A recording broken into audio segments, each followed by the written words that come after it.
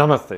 నేను మీ అశ్విని కుమార్. మే 16, 2014 30 సంవత్సరాల పరిపాలన లేదా ఒక స్టేబుల్ గవర్నమెంట్ 30 సంవత్సరాల తర్వాత ఫామ్ అయిన రోజు, బీజేపీ సొంతంగా మెజారిటీ సాధించిన రోజు 2014 మే 16 నాడు నరేంద్ర మోడీ ప్రధానమంత్రిగా దాదాపు ఆ రోజు ఖరారైన రోజు.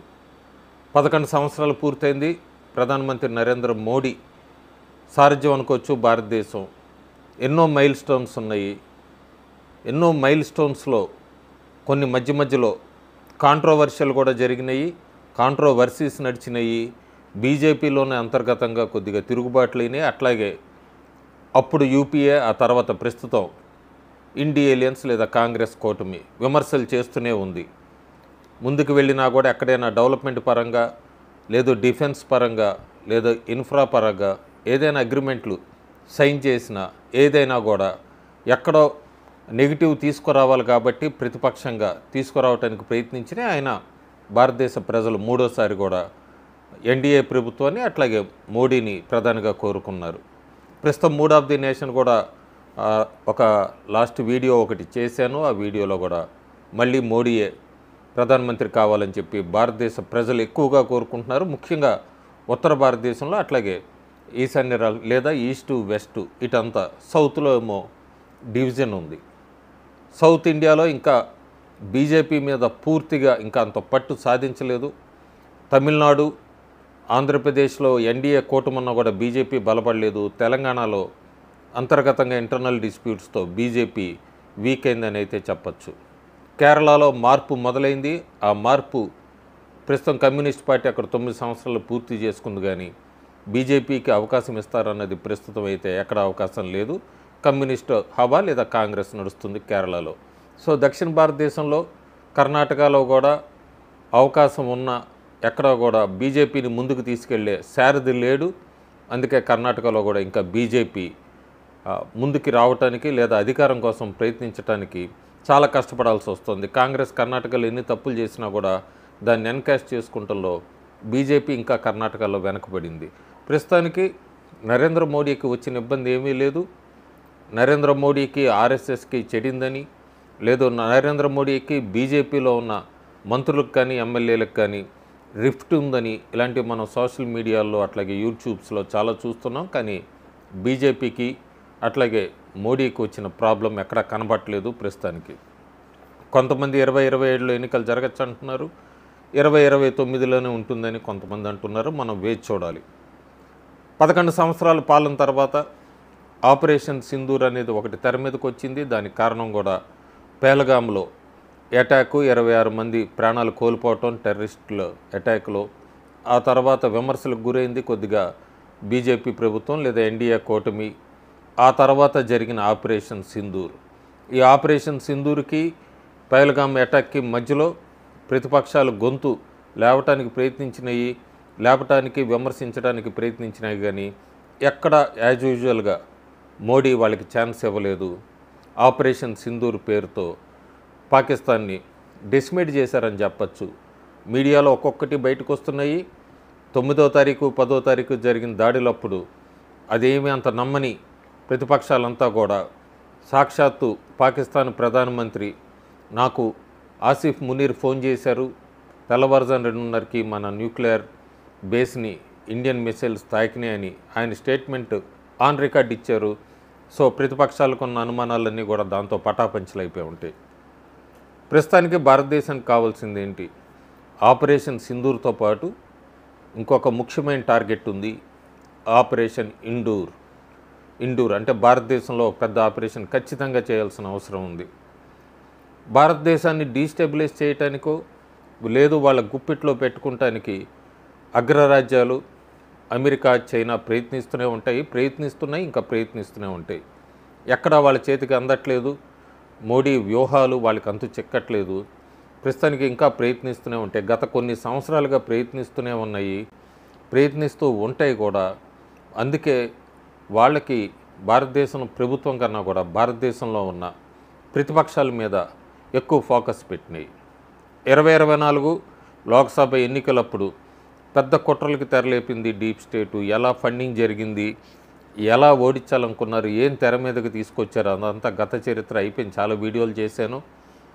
ప్రస్తుతం భారతదేశంలో ఏం నడుస్తుంది ఒక్కొక్కటి బయటపడుతున్నాయి. మహారాష్ట్రలో 18 లక్షల ఫేక్ రేషన్ కార్డ్స్ని పట్టుకున్నారు. చాలా ఆశ్చర్యకరమైన విషయాలు వెలుగులోకి వచ్చినాయి. ముంబైలోనే 4,80,000 మంది ఫేక్ రేషన్ కార్డ్స్ ఉన్నారు. ఇవన్నీ కూడా ఈకేవైసీ ఆధార్ బయోమెట్రిక్స్ చేస్తున్నప్పుడు దొరికిపోయారు అందరూ కూడా. వీళ్ళంతా కూడా అక్రమ వలసదారులు, బంగ్లాదేశ్ నుంచి లేకపోతే రోహింగ్యాస్ అనొచ్చు, పాకిస్తాన్ ఇక్కడి నుంచి వచ్చి సెటిల్ అయిన వాళ్ళు. అన్నీ fake documents, fake Aadhaar cards, biometric ఆధార్లో దొరికిపోయారు వీళ్ళందరూ కూడా. సో మహారాష్ట్రలో ఈ ఇల్లీగల్గా వచ్చి సెటిల్ అయిన వాళ్ళందరినీ కూడా క్లియర్గా మళ్ళీ వాళ్ళ దేశాలకు పంపించేస్తున్నారు, ఏరివేస్తున్నారని చెప్పచ్చు మనం. ఇంకా ఒక పెద్ద విషయం, ఎప్పుడు కూడా శత్రు దేశాలకి స్పైలు మన భారతదేశంలోనే ఉంటారని చెప్తూ వచ్చాను. జ్యోతి మల్హోత్రా యూట్యూబర్. ఈ యూట్యూబర్ ట్రావెలర్ వీసా మీద 2023లో పాకిస్తాన్కి వెళ్ళారు. పాకిస్తాన్కి వెళ్ళొచ్చాక ఆమెకి అప్పటిదాకా కూడా సబ్స్క్రైబర్స్ పెద్దగా ఉండేవాళ్ళు కాదు, వ్యూస్ కూడా పెద్దగా ఉండేవి కావు. ఆ తర్వాత ఆమెకి సబ్స్క్రైబర్స్ 3,77,000 మంది సబ్స్క్రైబర్స్ అయ్యారు. వ్యూస్ కూడా అనూహ్యంగా పెరుగుతూ వచ్చినాయి. అప్పుడే చాలామంది అనుమానం పడ్డారు, ఈవిడ పాకిస్తాన్కి వెళ్ళొచ్చింది ఏంటి అని. శనివారం నాడు ఆమెను హర్యానాలో అరెస్ట్ చేశారు. ఎందుకంటే ఆమెకి పాకిస్తాన్ హైకమిషన్లో దనీష్ అని ఒక ఎంప్లాయీతో బాగా దగ్గర సంబంధాలు ఉన్నాయని, మన ఆర్మీకి సంబంధించినవన్నీ కూడా సీక్రెట్స్ అంతా కూడా ఆమె పాకిస్తాన్కి చేరవేస్తుందని చెప్పి ఆమెతో పాటు ఒక 5 స్పైల్, మొత్తం 6 కూడా అరెస్ట్ చేశారు హర్యానాలో. ఈ యూట్యూబర్స్ మీద కూడా, సోషల్ మీడియా ఇన్ఫ్లుయెన్సర్స్ మీద కూడా భారత ప్రభుత్వం మన ఆపరేషన్ సింధూర్ సమయంలో, అందుకే వీళ్ళందరినీ కూడా ఎవరెవరు పాకిస్తాన్కి సపోర్ట్ చేస్తున్నారు వీళ్ళందరినీ బ్యాన్ చేసింది.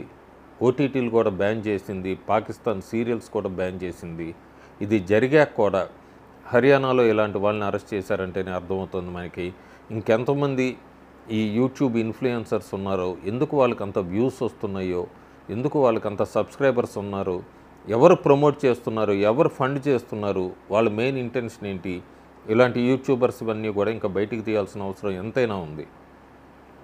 ఇంకో పక్క అబ్దుల్ అనే ఒక ప్రొఫెసర్, రూర్కీకి సంబంధించిన ప్రొఫెసరు 12 మంది హిందూ మహిళలు లేదా స్టూడెంట్స్ అని చెప్పచ్చు, వాళ్ళందరినీ కూడా ఈయన ఫోన్ నెంబర్ వాళ్ళ చేతి మీద రాయటము, వాళ్ళని మొలెస్ట్ చేయడానికి ప్రయత్నించటము, అంతేకాకుండా భారతదేశం గురించి వ్యతిరేకంగా చెప్పమంటాం, ఇవన్నీ కూడా పెద్ద భారతదేశంలో ఒక సెన్సేషనే క్రియేట్ చేస్తోంది.